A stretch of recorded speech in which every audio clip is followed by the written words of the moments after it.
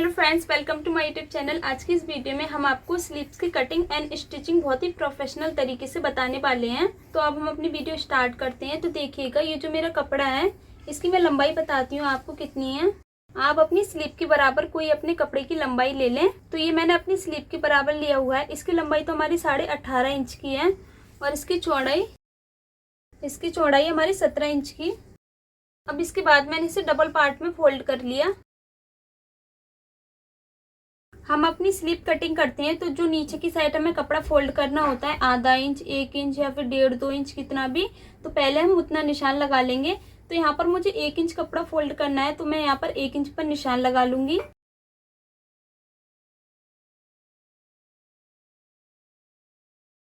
तो देखिएगा, मैंने यहाँ पर 1 इंच पर निशान लगा दिया। ये 1 इंच कपड़ा मैं नीचे की साइड स्लीव में फोल्ड कर दूंगी।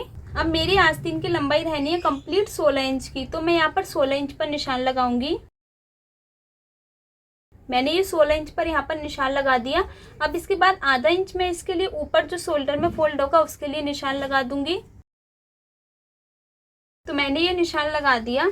अब इसके बाद हम आपको बताते हैं कि आपको अपनी स्लीव की चौड़ाई ऊपर आर्मोल साइड कितनी रखनी होती है।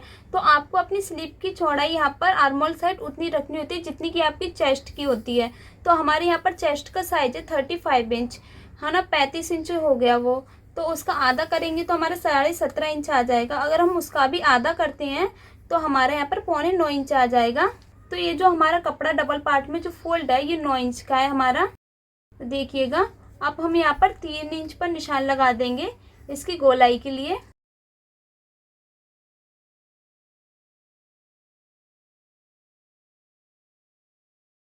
तो मैंने ये 3 इंच पर निशान लगा दिया इसकी गोलाई के लिए। यहाँ पर देखिएगा, मैं इसकी गोलाई कुछ इस तरीके से लूंगी। यहाँ पर पहले तो मैं यहाँ पर 5 इंच पर निशान लगा दूंगी। उसके बाद ये निशान में इस तरीके से ले जाऊंगी। ये जो मेरा 5 इंच आया है इससे थोड़ा मुझे 1 इंच ऊपर रखना है। 5 इंच के लेवल पर 1 इंच ऊपर इस तरीके से गोलाई रखनी है मुझे अपनी। फिर ये मुझे निशान कुछ इस तरीके से लगा देना है। देखिएगा, मैंने अपनी स्लीव की गोलाई का निशान लगा दिया। अब इसके बाद हम अपनी आस्तीन की फिटिंग का साइज रखेंगे यहाँ पर। तो आपकी फिटिंग है यहाँ पर 8 इंच की। तो आप ये जो कपड़ा डबल पार्ट में तो 4 इंच पर लगा सकते हैं। 9 इंच की तो 4.5 इंच पर लगा सकते हैं। और ये जो मेरी फिटिंग है ये हमारी 10 इंच की है। तो यहाँ पर मैं 5 इंच पर निशान लगा दूंगी। ये मैंने अपनी फिटिंग के लिए 5 इंच पर निशान लगा दिया। आपको इसका मार्जिन ज़्यादा चाहिए, आप अपनी कंफर्टेबल इसका मार्जिन रख सकते हैं 2 इंच, 1.5 इंच या 1 इंच। वैसे इसका कंफर्टेबल मार्जिन स्लीव में जो रखना होता है हमें, वो 1 इंच ठीक होता है। तो मैंने यहाँ पर ये 1 इंच इसका मार्जिन के लिए निशान लगा दिया।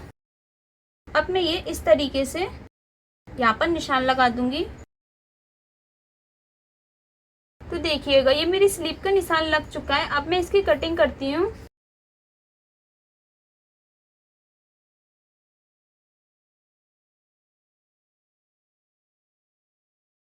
और ये जो मैं नीचे की साइड फोल्ड करूंगी तो यहाँ पर एक कट का निशान लगा दूंगी।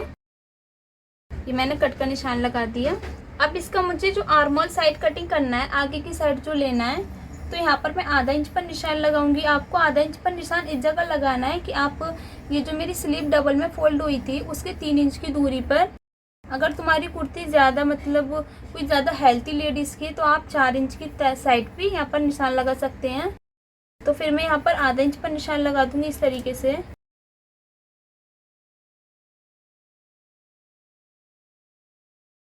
तो आप देखिएगा, इसकी मैंने आर्मोल साइड वाली भी कटिंग कर ली। ये मेरी स्लीव की कटिंग कुछ इस तरीके से हो चुकी है। और मैं यहाँ पर 1 इंच की दूरी पर यहाँ पर एक कट का निशान लगा दूंगी, जहाँ से मुझे अपनी स्लीव की फिटिंग की सिलाई अटैच करनी है। यहाँ पर ये जो मैंने कट का निशान लगाया है ये 1 इंच की दूरी पर, ये मैंने निशान इसलिए लगाया है कि यहाँ से मैं अपनी फिटिंग की सिलाई अटैच करूँगी।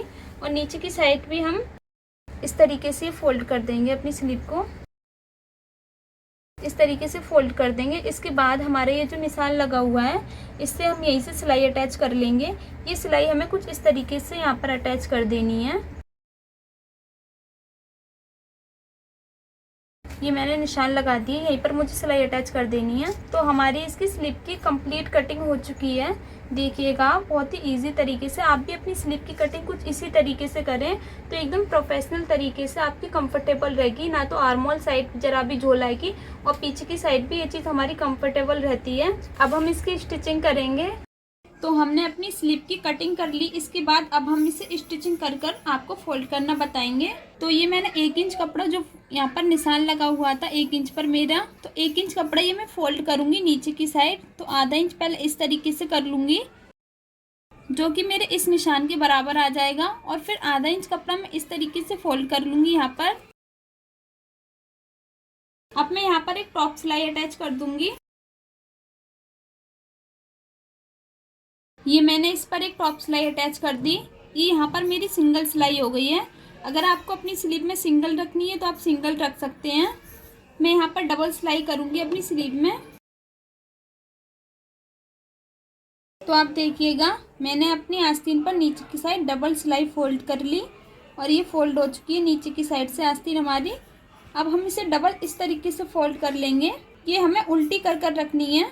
ये देखिएगा नीचे की साइड हमारा राइट साइड कपड़ा आ रहा है इसमें, और ये ऊपर की साइड हमारा रॉन्ग साइड, यानी कि हल्का प्रिंट वाला आ रहा है ये। अब हमने ये जो 1 इंच के निशान पर ये कट लगा रखा है, यहीं से हमें इसकी फिटिंग की सिलाई अटैच करनी है। यहाँ पर ये जो मैंने सिलाई अटैच की है, यहाँ पर मैंने 3 टाँके मार दिए हैं जिससे कि हमारे यहाँ पर सिलाई ओपन ना हो। इस तरीके से निकल जाती है हमारी सिलाई।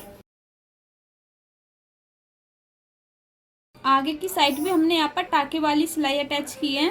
अब इसके बाद हम इसमें 2 सिलाई अटैच करेंगे।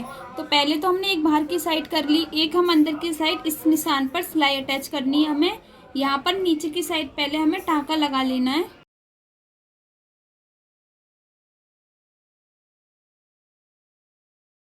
तो आप देखिएगा मैंने यहाँ पर ये जो फिटिंग की सिलाई अटैच की है यहाँ पर, तो नीचे की साइड तो मैंने यहाँ पर डबल सिलाई अटैच किया। अगर हमारी स्लीव टाइट हो सकती है तो आप इसे लूज भी कर सकते हो। थोड़ा सा इसमें मैंने जगह छोड़ दी है बूट के बराबर। और ये ऊपर की साइड मैंने एक दूसरे के ऊपर सिलाई चढ़ा दी है। जैसे कि हम यहाँ पर स्लीव फोल्ड करते हैं, अगर हम अलग सिलाई कर देते हैं तो उसमें हमारी सिकुड़न आ जाती है। हमें यहाँ पर ऊपर की साइड एक दूसरे के ऊपर सिलाई चढ़ा देनी है। अब आपको अपनी स्लीव में ये चीज़ देख लेनी है, ये हमारा आर्मोल साइड वाला जो है ये हमें फ्रंट पार्ट पर लेना है, और हमारे ये जो एक्स्ट्रा कपड़ा कटा हुआ है ये हमें बैक पार्ट में लेना है अपने। तो हमारा जो कट स्लीव में लगा हुआ था उसी तरीके से हम यहाँ पर भी एक कट लगा लेंगे। ये कट हम इसलिए लगाते हैं क्योंकि हम स्लीव फोल्ड करते हैं तो इस तरीके से इस कपड़े को नीचे की साइड ले लेते हैं, तो ये हमारा कपड़ा स्लीव में फोल्ड नहीं होता। अगर ये हमारा कपड़ा हम यहाँ पर ये कट नहीं लगाएंगे, अगर स्लीव में फोल्ड हो जाएगा तो हमारा ये सारा कपड़ा जब हम सीधा करेंगे अपनी कुर्ती को तो उसमें सिकुड़न आ जाती है बहुत सारी, और ये कपड़ा इकट्ठा हो जाता है अंदर की साइड। अब आप देखिएगा मैंने अपने इसको शोल्डर को ओपन करके रखा, तो इस कपड़े को मैंने नीचे की साइड कर दिया। अब मैं अपनी स्लीव रखूँगी इसके ऊपर, तो इस कपड़े को मैं इस तरीके से कर लूँगी।